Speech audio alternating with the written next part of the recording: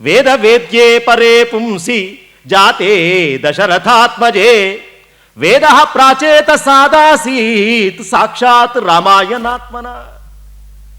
అలాంటి వేదము ఏ పరమపురుషుడి గురించి లక్ష్యంగా భగవంతుడు ఉన్నాడు, ఆ భగవంతుని పట్టుకోవడానికి ఈ జన్మ వచ్చిందని చెప్పి వేదం ఘోష చేస్తూ ఉన్నదో, అలాంటి వేదవేద్యుడే ఒక్కొక్క యుగంలో, ఒక్కొక్క కాలంలో, ఒక్కొక్క రూపంలో అవతరించారు.